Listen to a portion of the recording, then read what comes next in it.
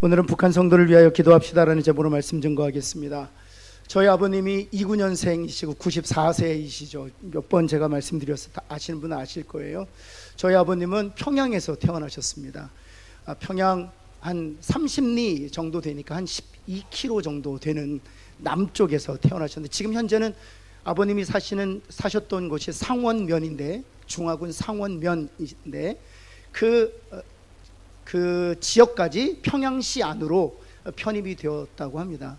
그래서 그곳에서 태어나고 자라셨어요. 그래서 아버님 어릴 적 있었던 이야기를 아버님께서 이렇게 수기로 쓰신 게 있어요. 그 읽어보면 대동강에서 몇 감고 모란봉에서 소풍하고 그러셨다고 하더라고요. 그래서 아버님께서 대학교 1학년 평양에 있는 공업대학교가 있는데 그 1학년 때 일사후퇴 때 남으로 내려오셨어요.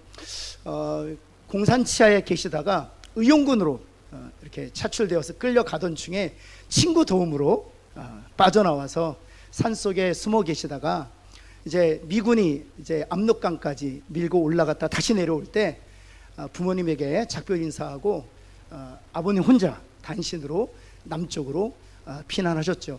그러다가 이제 사리원 쪽에서 저희 큰아버님께서는, 아버님 형님께서는 평양신학교를 졸업하시고 평양에서 목사로 목회하고 계셨거든요. 성도들과 한 60명 정도 함께 또 큰아버님 나름대로 피난을 하셨었죠. 그래서 사리원에서 아버님 말씀으로는 저녁 들판이었는데, 이게 들녘이었었는데, 그때 거기서 아버님을 큰형님을 만났다는 거예요.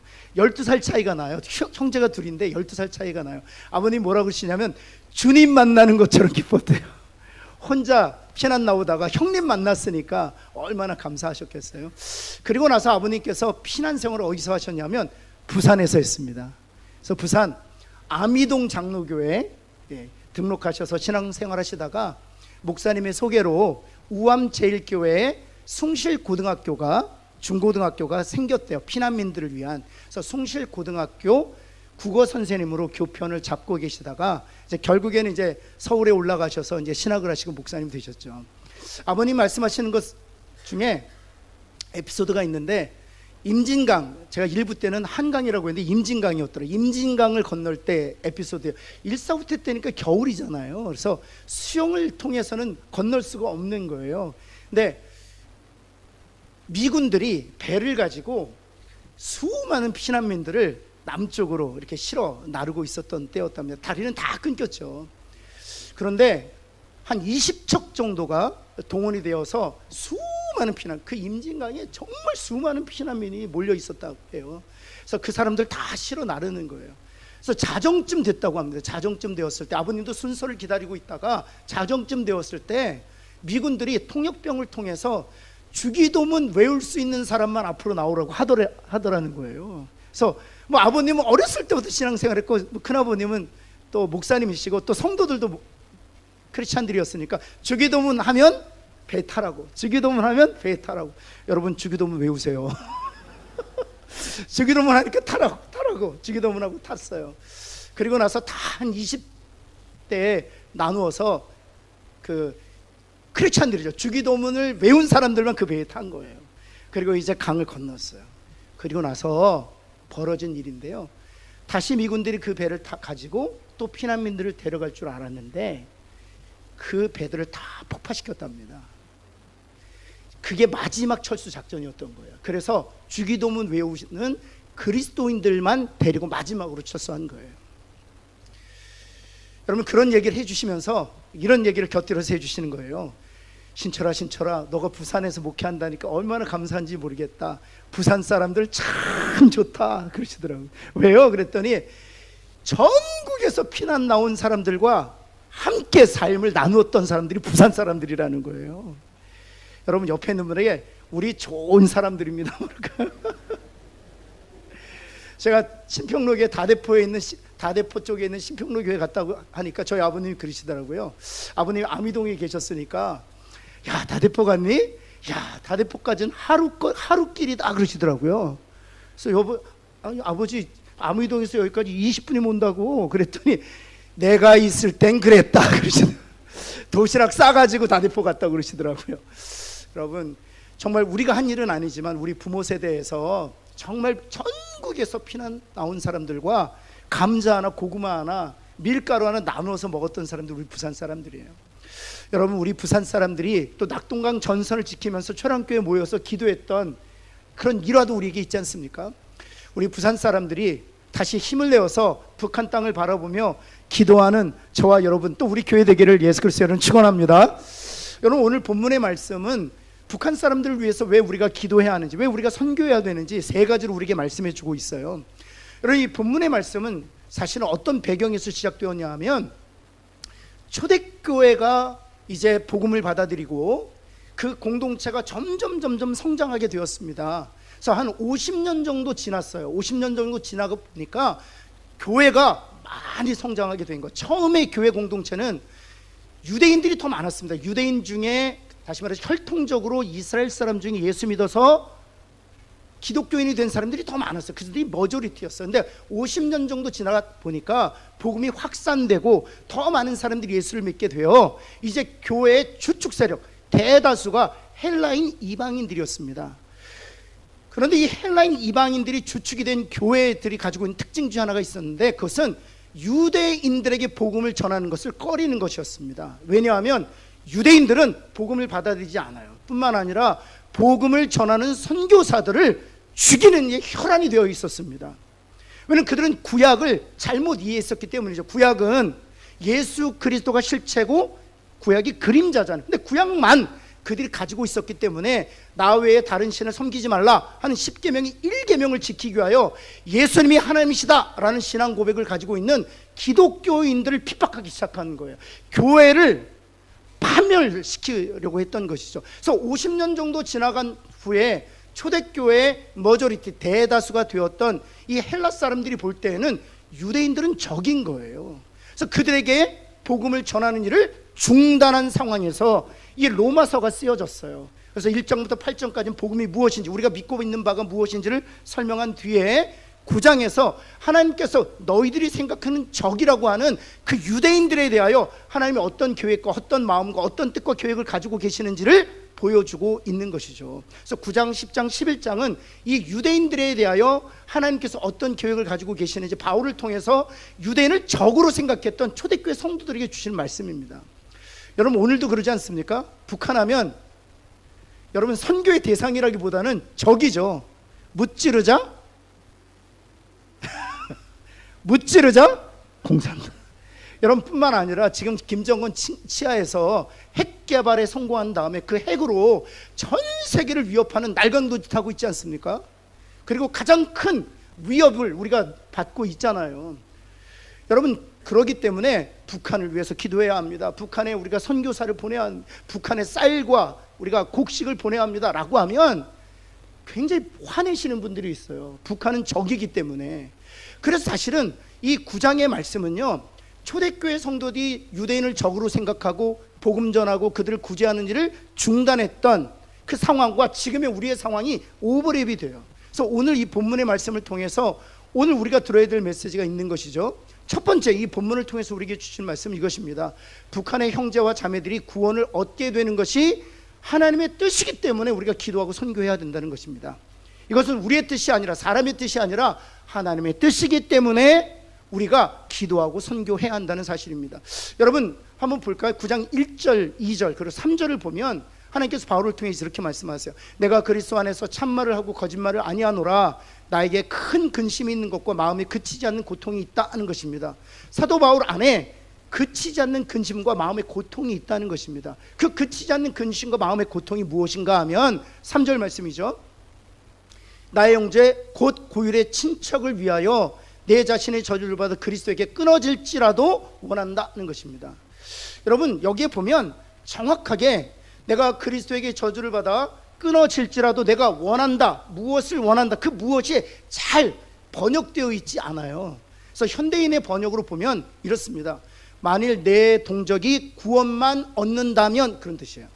내 동족 유대인들이 초대교회 여러분들이 적으로 생각하는, 그래서 그들이 핍박하고 그들이 박해할지라도 그들이 구원을 얻기만 한다면 내가 저주를 받아서 그리스도에게서 끊어질지라도 내가 원하는 바라는 사실입니다.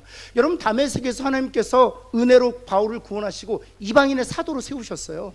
그래서 평생 주 예수께 받은 사명, 하나님의 은혜의 복음을 증언하는 일을 마치려 한 자신의 생명을 조금 더 귀한 것을 여기지 않고 사는 것이 사도 바울의 미션 스테이트먼이었어요. 사명 선언문이었어요. 그럼에도 불구하고 심지어 그가 이렇게 고백하는 것입니다. 내가 저주를 받아 그리스도에게서 끊어질지라도 내 형제, 내 고륙, 내 친척 유대인들이 구원을 얻을 수만 있다면 내가 그것을 선택하겠노라 얘기하는, 이것은 초대교회 성도들과 유대인들의 관계를 간접적으로 보여주는, 그렇게 저주를 받을지라도 내가 그리스도에게서 끊어질지라도 내가 선택하겠다라고 얘기하는 것은 초대교회 성도들이 유대인들에게 복음 전하는 일을 중단했기 때문이에요.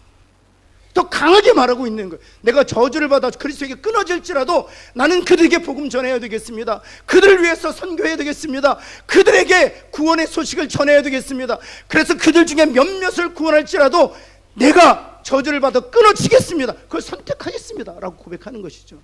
여러분, 이것은 바울의 마음과 바울의 태도만을 얘기하는 것이 아니에요. 이것을 성경이 기록한 것은 혹시 북한을 적으로 생각하고 우리가 복음을 전하는 일, 기도하는 일, 선교하는 일, 그들을 구제하는 일을 중단해야 된다고 생각하는 모든 오늘을 사는 우리 그리스도인에게 주시는 마음이기도 하지요. 사랑하는 성도 여러분, 북한의 성도들, 하나님께서 구원하실 백성들이 여전히 있는 줄 알고 사도 바울의 심정으로 그들을 구원하는 일을 위하여 기도하고 선교하는 일을 쉬지 않는 저와 여러분 되기를 예수 그리스도의 이름으로 축원합니다.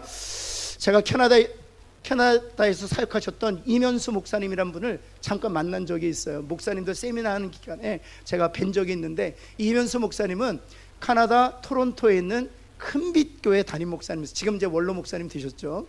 18년 동안 그 교회를 섬기셨는데 18년 동안 섬기시는 동안 북한을 150번 방문하셨어요. 그리고 150번 방문하시면서 북한을 섬기는 기업인들이 많거든요. 그들로부터 후원을 받아서 약 550억을 북한을 지원했다고 합니다. 정말 많이 지원했죠. 그런데 여러분 아마 아실 거예요. 김정은 정권이 들어서면서 그의 삼촌이었던, 외삼촌이었죠, 장성택을 즉결 처형했던 사건이 있었습니다. 그 일 이후 바로 이 캐나다에서 목회하시는 목사님에게 전화가 왔대요. 이면수 목사 동지, 북한으로 방문해 주십시오.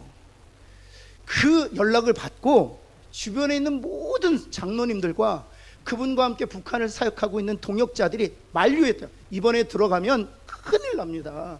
이번에 들어가시면 구금될 가능성이 있습니다. 목사님 들어가시면 안 됩니다. 그렇게 만류했지만 목사님께서 이런 지하에 거절하셨대요.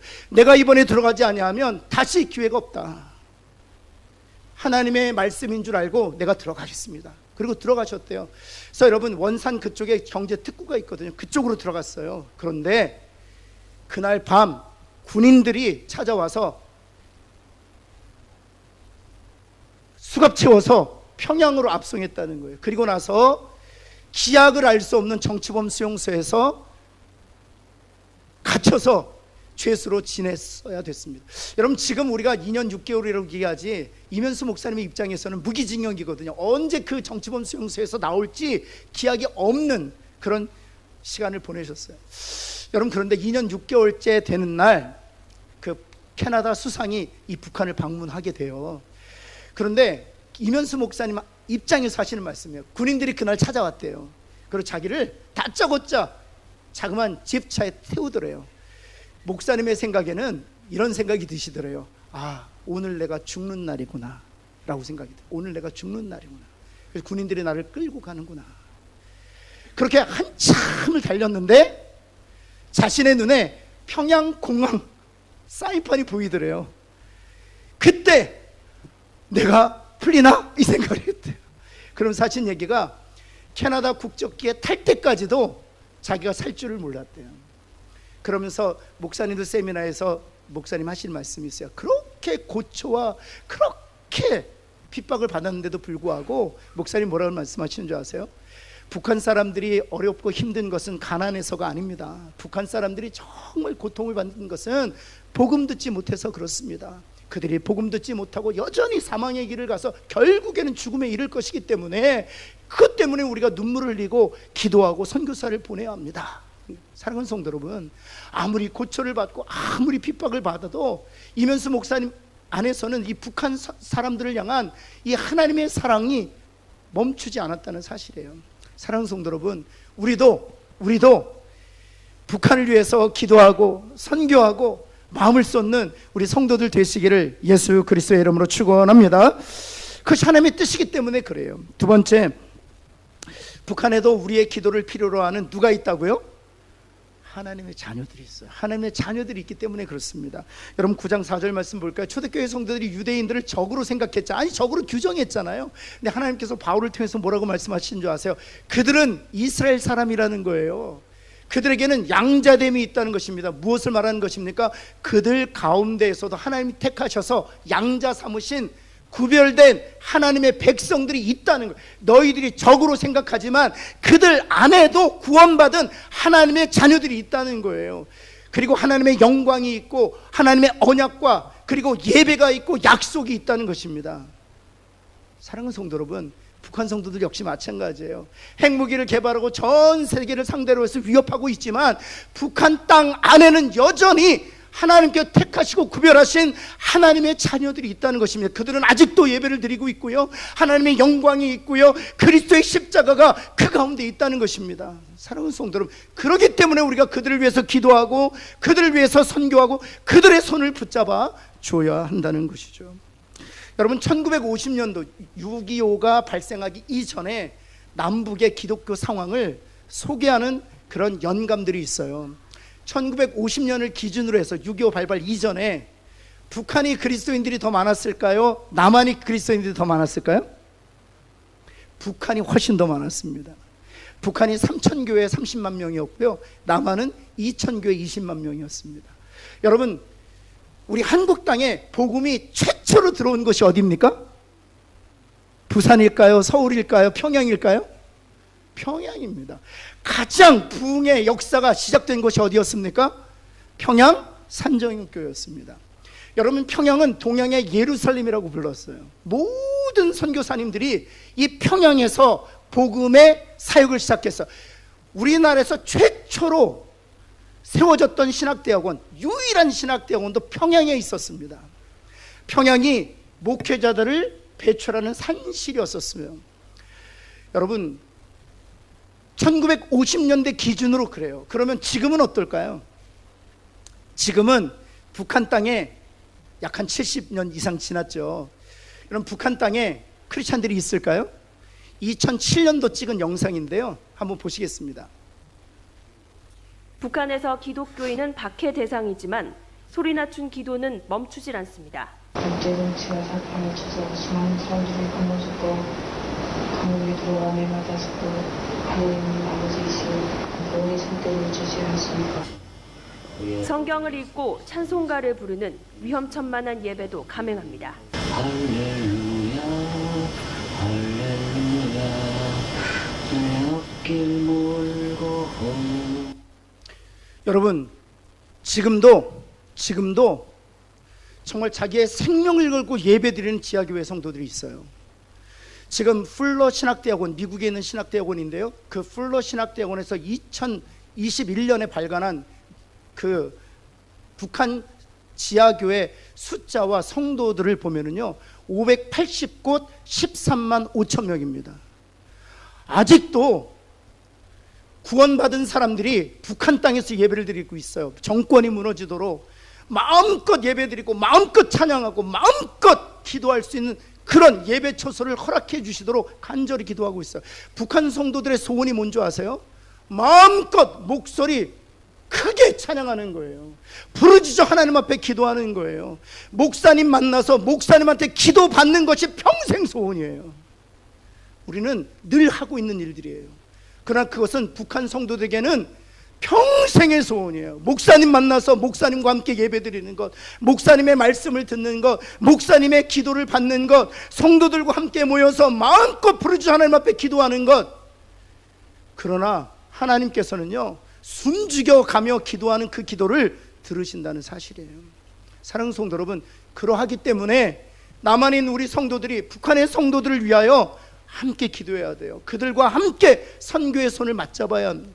그런 교회 되기를 예수 그리스도는 다시 한번 축원합니다. 여러분, 세 번째, 오늘 본문을 통해서 우리에게 말씀하시는 것은 하나님께서는 지금도 북한 사람들을 구원하고 계시기 때문이라는 사실입니다. 어떤 일이 이렇게 말씀하시는 것 들었어요. 복음을 전할 수 있는 선교사가 들어갈 수 있지도 않고, 지금은 더 그렇습니다. 지금은 중국 그 압록강 접경 근방에서 선교했던 모든 선교사님들이 중국 당국에 의하여 다 추방당하셨어요. 그래서 여러분, 지금 북한 사역 선교사들이 중국 땅에 발을 디딜 수가 없습니다.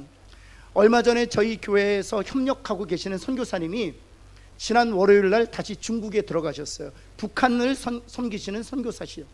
그분이 저에게 기도 부탁하고 가셨습니다. 목사님, 제가 한 달 정도 연결성이 있을 텐데 하나님께서 저를 지켜주시고 북한이 문이 열려서 그 북한 땅에 들어가서 사역할 수 있도록 하나님께서 인도해달라고 기도했어요. 최장 머물 수 있는 곳이 바로 한 달입니다. 여러분, 북한에서 다시 쫓겨날 수도 있어요. 아니, 중국 당국에 있어도 추출당할 수도 있습니다. 여러분, 이런 상황이에요. 이런 상황에서 우리가 당연히 이런 질문할 수 있죠. 그들에게 선교사를 보낼 수도 없고, 선교사를 보낼 수 없어서 그들에게 복음을 듣지 못한다면 그들이 어떻게 구원을 얻을 수 있을까? 여러분, 동일한 질문을 초대교회 성도들이 했습니다. 여러분, 유대인들에게 복음을 전할 수도 없고, 선교사를 보내면 박해하고 핍박하고 죽이고 순교의 제물로 드리는 저 유대인들이 어떻게 구원을 얻을 수 있을까? 그런 질문을 가지고 있었어요. 그래서 5장을 통해서 말씀하시는 거예요. 구원의 그 요체가 무엇이, 구원이 우리에게 주어지는 그 도구와 방법이 무엇인지를 설명해 주시는 거예요. 한번 볼까요? 세 가지인데요. 첫 번째는 무엇인가 하면, 같이 한번 읽어볼까요? 시작. 하나님께서는 자신의 뜻대로 사람을 하나님이 구원하신다는 거예요. 우리가 구원하는 것 아니야. 선교사가 구원하는 것 아닙니다. 목사의 말씀이 은혜로 와서 감동이 되어서 설득되어서 예수 믿게 되는 것 아니에요. 하나님이 친히 하나님의 방법으로 하나님의 택하신 사람들을 구원하신다는 사실이에요. 그 예를 누구를 통해서 들고 있냐 하면 바로 에서와 야곱 이야기를 들고 있는 거예요. 한번 여러분, 로마서 9장 11절 말씀이죠. 그 자식들이 라고 얘기할 땐 이삭의 자식들을 얘기해요. 에서와 야곱이 있었는데 그들이 아직 태어나지도 아니하고 무슨 선이나 악을 행하지 아니한 때에 하나님께서 누구를 택하셨다? 야곱을 택하셨다는 거예요. 택하심으로 하나님의 뜻이 서는 것을 보여주시기 위하여 하나님께서 에서와 야곱이 태중에 있을 때 야곱을 택하셨다는 것입니다. 그리고 나서 무엇이라고 말씀하십니까? 행위로 말미암지 않고 오직 부르시는 이로 말미암아 구원의 은혜를 얻게 되는 것이다 라고 말씀하시는 거예요.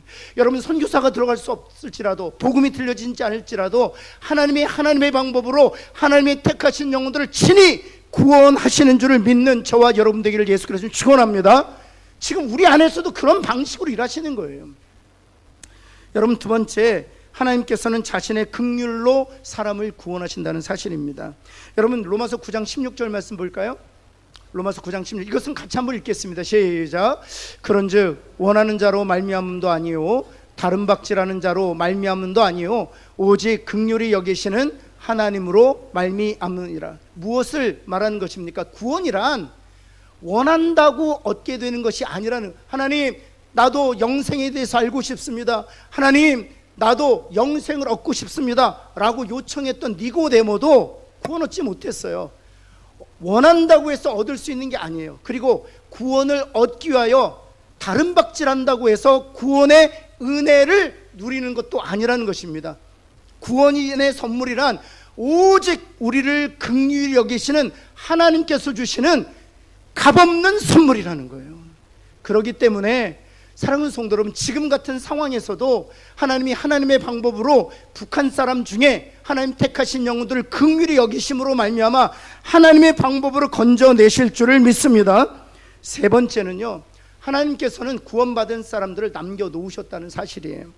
여러분, 로마서 9장 27절 말씀이에요. 한번 볼까요? 같이 한번 읽겠습니다. 시작. 또 이사야가 이스라엘에 관하여 외치되 이스라엘 자손들의 수가 비록 바다의 모래 같을지라도 남은 자만 구원을, 그렇죠, 많은 사람들이 있을지라도 하나님께서 구원받을 자를 어찌하셨다고요? 남기셨다는 거예요. 북한에 많은 사람들이 있어요. 2,500만 정도 있다고 합니다. 그런데 많을지라도 하나님은 여전히 구원받을 사람들을 남겨주셨다는 거예요. 사랑하는 성도 여러분, 하나님께서 남기신 사람들, 그래서 하나님께서 구원하시기로 작정하신 사람들은 하나님의 방법으로, 하나님의 때에, 하나님의 수단과 능력으로 그들을 반드시 구원해 내실 줄을 믿습니다. 그래서 우리가 기도해야 돼요. 그래서 우리가 기도해요. 한 번은 제가 일전에 여러분과 함께 나누었었는데요, 이란에서 선교 사역하는 자매를 한번 만난 적이, 전도 퍼스펙티브라는 목회자들 향한 훈련 과정이 있었어요. 일주일 동안 훈련하는데 이런저런 교제를 하다가 어느 자매가 자신이 이란 대사관에서 일하는 자매라는 거예요. 그래서 어떻게 이란까지 가게 되었냐 그랬더니, 하나님께서 대학교 때 자기의 선교적 사명을 주셨는데 가장 어려운 지구로 보내달라고 했대요. 그랬더니 하나님 자신을 이란으로 보내셨다는 거예요. 이란에서는요, 성경을 펴고 함께 나눌 수 없습니다. 성경을 펴고 함께 나누면 바로 감옥에 갑니다. 그리고 쥐도 새도 모르는 죽임을 당합니다. 이슬람 지역이기 때문에. 그런데 그곳에서 어떻게 선교사역이 가능하느냐 물었더니 그 자매가 놀라운 이야기를 해주시더라고요. 목사님 근데요, 너무 놀라워요. 제가 길을 걸어가면은요, 사람들이 자기를 쫓아온대요. 성경 달라고. 자기는 한 번도 성경을 펴고 또는 길거리에서 예수 믿는다고 전도한 적이 없대. 그랬다면 큰일 나니까. 그리고 대사관에 있는 사람들도 자신이 크리스찬인 줄 모른대요. 근데 이상하대요. 대사관에서 집으로 가는 길에 이란 사람들이 가끔가다 찾아와서 성경 달라고 한대요. 그러니까 쪽지를 준대요. 그리고 이란에서 선교하시는 분들 얘기를 자기가 접촉했는데 어떤 이야기를 하냐면, 하나님께서 꿈이나 환상 가운데에서 나타나신다는 거예요. 마치 다메섹에서 바울에게 나타나셨던 것처럼. 그래서 예수를 믿으라고 자기를 찾아온다는 거예요. 그래서 성경 달라고 한다는 거예요. 여러분, 하나님께서는 북한 땅에서도 이 일을 하고 계시는 줄 믿습니다. 하나님께서 남은 자를 하나님께서 선택하셨고요, 그들을 구원하시기 위하여 하나님의 방법을 지금도 동원하고 계시고 쉬지 않고 일하신다는 사실을. 그래서 우리가 해야 될 일이 있다면, 하나님, 주의 그 거룩한 일에 우리가 동역자로 쓰임받게 하여 주옵소서. 이것이 저와 우리 교회의 기도 제목 되기를 예수 그리스도는 축원합니다. 그래서 이렇게 쭉 유대인들에 대한 하나님의 마음을 나누시면서 10장 1절에 사도 바울을 통해서 이렇게 권면하고 계세요. 10장 1절 한번 볼까요? 우리가 해야 될 일을 이렇게 말씀하시죠. 형제들아, 내 마음에 원하는 바와 하나님께 구하는 바는, 그 다음 같이 한번 읽어볼까요? 시작. 이스라엘을 위함이니 곧 그들로 구원을 받게 함이라. 이스라엘의 구원을 위해서 무엇하라? 기도하라는 거예요. 북한의 성도들을 위해서 우리가 기도하는 그런 신평로교회 성도들 다 되시기를 예수 그리스도는 축원합니다. 또 뿐만 아니라 우리가 해야 될 일이 무엇입니까? 바로 이 9장 10장 14절에서 말하고 있어요. 10장 14절. 그런즉 그들이 믿지 아니하는 일을 어찌 부르리요? 듣지도 못한 일을 어찌 믿으리요? 전파하는 자가 어찌. 아마 이 말씀은 많이 들으셨을 거예요. 그런데 여기서 말하는 그들이란 누구를 얘기하는가 하면 넓은 의미에서는 모든 불신자를 의미하는 것이겠죠. 그러나 9장, 10장, 11장 이 컨텍스트 아래에서 보면 이 그들이라는 것은 초대교회 성도들이 적으로 규정해서 복음 전하기를 중단했던 대상 유대인들을 말하는 거예요. 그 유대인들이 듣지 못하면, 그리고 그들에게 복음을 전파하는 자가 없다면 어찌 그들이 구원을 얻을 수 있겠느냐, 하나님께 바울을 통해서 권면하시는 거예요. 여러분, 동일한 말씀을 우리에게 말씀하세요. 북한 성도들, 그들에게 전파하는 자가 없이 어찌 그들이 그리스도의 복음을 들을 수 있겠느냐 하는 거예요. 그래서 우리가 선교해야 하는 것입니다. 선교사로 나선 이들을 후원해야 되는 것이죠. 그런 귀한 교회 되기를, 또 성도들 다 개개인 되시기를 예수 그리스도 이름으로 축원합니다. 기도하겠습니다. 하나님, 참으로 감사합니다. 먼저 감사한 것은 하나님, 우리들에게 예수 그리스도를 선물로 허락하여 주셔서 구원의 은혜를 누리게 하신 은혜를 인하여 감사합니다. 뿐만 아니라 마음껏 찬양하고 마음껏 기도하고 부르짖어 하나님 앞에 나아가 간구할 수 있는 은혜를 주신 하나님 감사합니다. 원하옵기는 북한 땅에도 동일한 은혜를 베풀어 주옵소서. 지금 이 시간에 하나님 북한 땅의 지하 교회 성도들이 숨죽여 335 모여 하나님 말씀 듣고 기도하고 하나님 앞에 찬양하고 예배드릴 터인데 하나님 저들을 불송하게 되어 지키시고 보호하여 주옵소서. 저들이 생명을 걸고 복음을 전할 때마다 남은 자들이 주께로 돌아오는 역사가 있게 하여 주옵소서. 우리 주 예수 그리스도의 이름으로 간절히 기도합니다. 아멘.